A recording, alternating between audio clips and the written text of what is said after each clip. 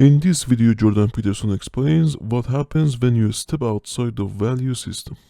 You know, I remember talking to one of my colleagues, a very, very intelligent person, and I asked him, because at that point they were predicting that if Quebec separated, the Canadian dollar would fall to 40 cents, 45 cents US, something like that. It'd be a complete economic catastrophe. I said, well, you know, the predictions are that if Canada separates, and first of all, or Quebec separates, and no one would know how to do that, is the Canadian economy will collapse, and of course that'll collapse the Quebec economy too. And he didn't deny that. He said, yeah, but it would be worth it. And I thought, well, there's just no way of having a conversation under those circumstances, because from my perspective, total, severe economic collapse is a good reason not to do something. But if you believe that the future potential is such that that's justified, then, well, there's no arguing with you. It's just something that you've decided, and that's the end of that. And when I lived in Quebec, as I did for a long time, I learned very quickly never to have a discussion about politics with anyone who was a separatist, because it was just absolutely counterproductive. You know, they had axioms of belief that weren't movable, like the future will be good enough so that no matter what price we pay in the present, that will be justified. It's like, well, that's not an idea, right? It's a statement of faith. And you saw exactly the same thing happening, not with the same principles, I'm not saying that, but you saw the same thing happening from a psychological perspective in Russia when the communists, really started to become active in the 1920s, when any manner of horror whatsoever was fully justifiable because it was going to bring about some future state that was basically equivalent to paradise. So anyways, and then, Dostoevsky pursued the idea of nihilism even farther, because Dostoevsky was certainly someone who was willing to go to the ends of an argument. And one of the things he proclaimed was that if there was no God, then anything was permitted. And his basic hypothesis was, well, if there's no ultimate arbiter of values, if there's no transcendent arbiter of values, then you're radically free. Now, the existentialists would say, well, you could use that radical freedom to find meaning in your life. But one of the things Dostoevsky realized was that you could use that radical freedom for anything that you wanted. And so in his book, Crime and Punishment, for example, he explores the actions and beliefs of a student named Raskolnikov. And Raskolnikov is a starving student. He's a law student, and he doesn't have enough to eat, so of course his cognition is a little bit on the addled side, because he's going through periods of starvation and drunkenness, so it's not like he's thinking that clearly.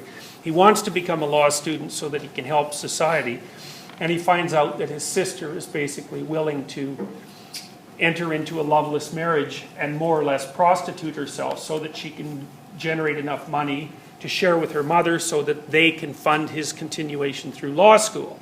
And he thinks that wouldn't be a very good deal.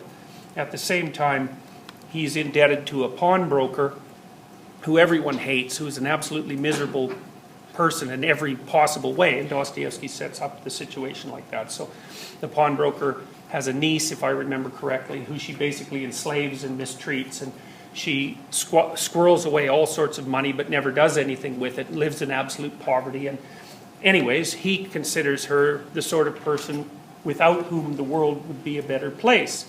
So having all of these things co-occurring in his imagination, he decides that because there are no ultimate arbiters of value, that all morality is essentially cowardice, which is kind of the reverse of what Nietzsche concluded. As he said, most people were cowardly and justified that with their morality, but Raskolnikov took the other idea, which is, well, why do I have to obey any rules at all? If there's no ultimate source for any of these rules, it's just convention and cowardice. And if I have enough strength, then I can leap outside of that framework and I can do whatever I want. So he decides to kill the pawnbroker, which he does, and quite successfully. And not only that, he gets away with it.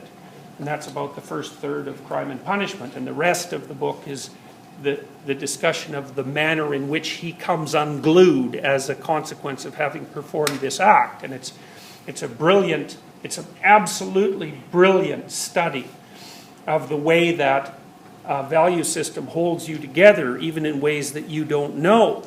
And then if you step outside of that and violate your relationship to it in some really intense way, then there's going to be catastrophic psychological consequences that'll echo through your whole being. Now, we know that this is more than theory, because many people, soldiers in particular, who develop post-traumatic stress disorder, when they observe themselves doing something that they regard as tremendously cruel or vicious or immoral.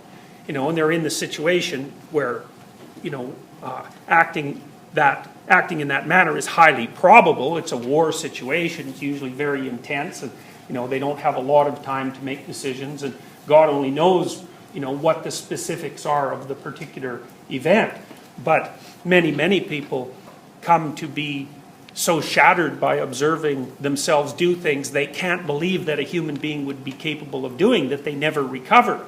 And it's partly because they violate the ethical structure that holds them together, holds all their ideas and their plans and their perceptions and their interactions with other people. That's a unified field in some sense. And if you violate it and it fragments, then you're left absolutely fragmented. And that's not even a psychological observation. It's a psychophysiological observation. You can stress yourself so badly, raise your stress level so high that your brain starts to become damaged by the stress hormones. And so it's not just a psychological state. It's damage to the core of your being in some sense.